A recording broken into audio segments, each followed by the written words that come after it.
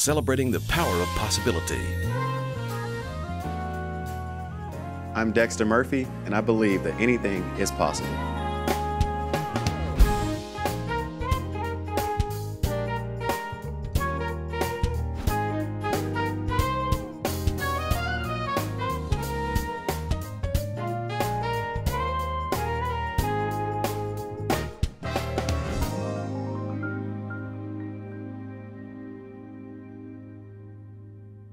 This is Anything is Possible. I'm Halloran Hilton Hill. This is Dr. Dexter Murphy. Part two of our interview. Yes, sir. I want to talk to you about, in the first part of our interview, Bolivar, Tennessee, an evangelist for a mother, Yes. single mother, 6 kids. Yes. But she finds a way, she finds the time, she finds the resources to identify the light that's in you, to put a light on it, to invest and watch you flourish. So you get into music, the music gets you into teaching, the teacher gets you into administration, and you build this life, you marry a wonderful woman, she sees a light in you and she's like, there's more, right? Right. You've gone through all of that. But throughout your story, as we were talking, and if you didn't see part one, I'd say go back and make sure you watch that. You mentioned maybe 2 or 3 times the big guy or the guy up there. Yes. I think you were talking about God. Yes, absolutely. You're in a tour bus with Gran Torino and something tells you to stand up out of your bunk. Yes. It's a wreck because whatever that voice was told you to stand up. You avoided injury. Others were injured in that wreck, and you're like, God had been telling you to pivot. Yes. You mentioned another time where you felt something or you heard something. I heard this one author say, there are only 12 notes on the piano, and every composer that has ever composed anything has used those 12 notes. And Beethoven, I guess it is, dun, dun, dun, dun, dun, dun, dun, dun. Those notes have been available to everybody. It's just God woke up one morning, he was knocking on doors, trying to find a way to get those notes out into the world, and he happened to answer the door that day. There's a sensitivity to something there, and that's where the possibilities emerge. What is this thing you have with God in that way, where you feel or hear or sense the presence of God directing you? I want to know what that sounds like or feels like, and what it feels like to be led or directed. And was that something that your mother nurtured, that sensitivity to God's voice or God's spirit? Yeah, absolutely. Great question and great topic because, like you said, God has been in the undertone of my life, my entire life, my entire 47 years. I tried to run from it a lot, when I came to college, because I wanted to find myself and do what Dexter wanted to do. But God also, that sixth sense or just God in my ear always kind of told me, hey, you might want to go this way. You might want to think of going this way or do this. And that came from just my upbringing. I grew up in a very spiritual upbringing. I grew up around my mom praying, every night.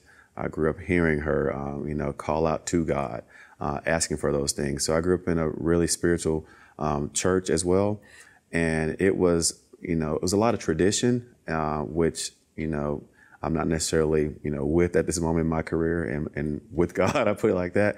But what I really appreciate from my upbringing was the spirituality of understanding how to tap in to that center, and he's in all of us, but there's that spirituality that's in us. And when you tap into that piece of it, and you begin to listen, you begin to understand the steps you need to take. But it takes you really listening, not doing a lot of talking. I think a lot of times with our spiritual walk, what I learned was just quiet time with God, spirituality with God. My wife always asks me, why do you get up so early? I get up at 4:35 when I don't have to be to work till 7:30.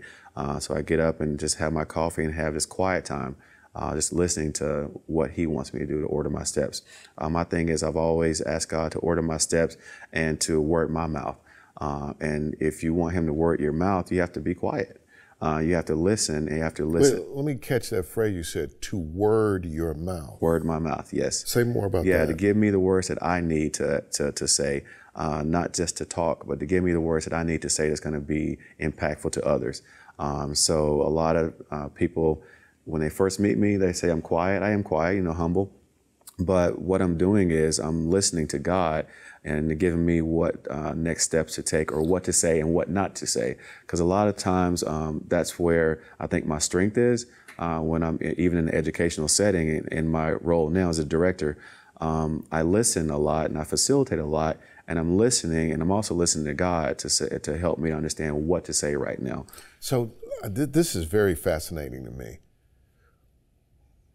The question I'm about to ask you is, I'll just ask it. What does God sound like? Wow. To me, he sounds like myself because he's in me. So it's a timbre of me that he's using me, but I have to listen and be in tune with that. All right, so how do you know when you're hearing that voice? Is it audible? Is it a physical sensation in your body? Is it? To me, it's a combination. It's a combination of the two. It's audible to me because I've become in tune with that. When I was younger, it was a physical feeling that I didn't understand how to really. Where would you feel it? I would feel it throughout my body, literally. Some people say it's the Holy Spirit. Some people say that, but to me, it's the spirituality when you become in tune as one with your body. And then that's when I begin to hear it audibly and really listening and being in tune.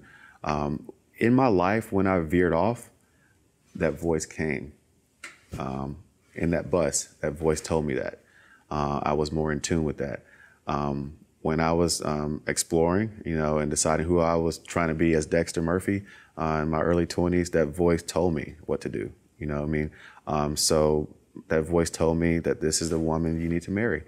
My friends are like, dude, you're crazy. You're not going to get married. You're still out here playing, I'm like, no, this is what I need to do. This is what's going to happen. So I think it's in all of us, but we have to really harness it and understand how to tap into it. Possibility powered by Pilot Flying J, Covenant Health, Home Federal, and the Knoxville News Sentinel.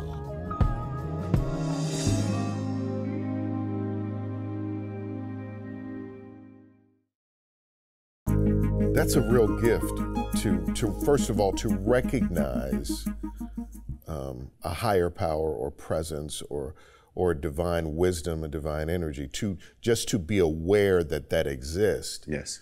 I say that wisdom is the spiritual energy that transforms knowledge into right action. Wow. Right? So when you find the courage to hear the voice, but then to act. Yes. Right? To be sensitive to that. I think about, we're both musicians and artists. I can hear a chord and I feel something. I feel a color, I feel a texture, yes. I feel a whatever. And just sitting here talking to you today, I think about, if I could hear a chord and feel an energy or a texture, then that means I could hear the voice of God and feel an energy or a texture or a direction, yes. or whatever. Just like you'll play one chord and it wants to resolve here. You might not even know music, but it wants to resolve here. Hearing the voice of God makes you want to resolve there. So that's very interesting to explore that with you. Absolutely, and that's what I use a lot when, because I was one of the producers and one of the key writers with our band Gran Torino. And a lot of the songs that when guys would bring ideas, they would bring them in keys. I call them guitar keys, E, A, D, right? But it didn't have that. It didn't really bring out that feeling. So I said, let's kick it up to E flat. Let's go to C sharp. And that brought out a whole nother color and tone in it. And I began to see their eyes light up like, wow, we can take it somewhere. It just had that feeling in it. So, I mean, just to echo what you're saying, that's what music, music is spiritual. It's spiritual. And once you use that to tap into it, you can totally, get to where you need to be and really impact who you need to impact with that piece of it. So it's just a medium to really get that spiritual piece across. I say that leaders go from power trips to power strips. So you go from the acquisition of power to the distribution of power. And like a power strip, for a power strip to distribute power, it has to be plugged in, right? So as you're leading young people, as you're leading teachers and administrators, if you're not plugged in, they're gleaning benefit from the quiet time, from being directed. So that's next thing I wanted to talk to you about is the possibility of being a father. Yes. So you grew up with a single mom, and don't know what your relationship is or was with your father, but I've been watching you from a distance. You seem to be very intentional about being a great father to your children. Yes, absolutely. Is that because of the absence of a father early on that you made a decision to be very intentional about that? Mm-hmm. And what does that look like? So for instance, this logs and lighter fluid thing is a big thing in my life. My father, he knew that I loved learning, and so he always positioned me to be where the learning was, because that was joy for me. You know, you were talking about your 13-year-old son that plays, that is interested in music. Yes. And you said you put a piano next to the TV so that when he hears things, he can go right to the music. Yes. Talk about being a dad and how important that is to you. Yes, I mean, being a dad that's my fuel. That's my fuel. My marriage, obviously, but being a dad just really changed my whole mindset and level of spirituality. I mean, once you're there to bring in your kid, I was there. We did natural birth for all of our kids, so we wanted to do the spiritual route with that as well.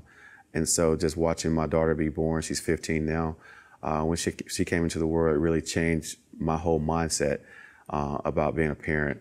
I was very intentional, and that word that you use, that's our phrase, my wife and I, we're intentional parents. And it's about intentionality, because the things that we experienced, you know, when my father was there in the home, it was trauma. Now, I didn't know how to label it, you know, but now it was trauma. And so what I used music to really be therapy for myself as an outlet. So with that piece of it. And when I became a father, when I said I was going to be a father, I really said I was going to use him as a non-example. That was how I was going to treat it. But my wife really tapped into me, and she said, you really need to, you know, address some things with your father. She really helped me with that. Have you forgiven him? I went back home, like 2 years after meeting my wife. She really said, you really need to, you know, there's some unsettled things there. And so I went back and I talked to him and I said, I forgive you. We moved forward. Every time we come home now, he loves the grandkids and he's trying to make up for lost time. But that's what fueled me to be a really, really intentional father with that. It really happened on another level when we found out that our second son was going to be a boy. I don't know what it was in me, but I was really nervous about that, because a man that grew up without a father, I said, okay, I really got to be really intentional. I was putting all this pressure on myself. And my wife saw that, and I talked to her about it. I said, I'm really more nervous about, you know, our son being born than I was our daughter when she was born. Because, you know, she's my little princess, you know, blah, blah, blah. And with him, I was like, when he was on the verge of being born, I talked with her about that. And she said, you know, that stems from, you know, your past and everything. So she said, you're putting all this pressure on yourself. You're going to be a great dad regardless of what gender, you know, right? And so with that piece of it, you know, when he was born and through the evolution of him being raised, it really forced me to be even more intentional. I never wanted to be a stern parent, but we want to be intentional parents as well. So I would say, you know, to answer your question, yes, it does attribute to me living half of my childhood without a father. And really, I look back now, it was a blessing. I'm going to be honest with you, that my mom raised me from 9 to 18 because those were the pivotal years. And that's what got me really on the right track. I use music. If it wasn't for music, I would have been out in the streets. I'm going to be honest with you, because the cats that I graduated with, a majority of them are, you know, either locked up or not with us now. And there are a few of us that really hung tight, really 3 to 5 guys out of my graduating class that are doing well in Memphis, Tennessee now. But we really latched on to each other because we were all from single parent avenues. And so we made education a game, we made, being successful a game, and because we had to, because we didn't have those male figures in our lives. We had strong female figures, but not strong male figures. So I use that, as fuel to drive who I am. That's my why, really, just making sure that the best compliment that I have gotten in education as a teacher, in all my classes, every year I would get 1 to 2 kids that would say, "Daddy, I'm sorry, Mr. Murphy." And I would just sit back and I'm like, okay, got him. You know what I mean? Really, because they really saw me as that figure that a lot of them didn't have in their lives. And they would just say it without saying it, not saying I was going to school to be their dad, but they saw that nurturing, that I call it the warm demander. You're warm, you have those warm attributes, but also you have those high expectations as well. So the warm demander that was my mindset that I used with that piece of it. And we use that as well in our parenting. We're warm, but we're demanding as far as we hold high expectations.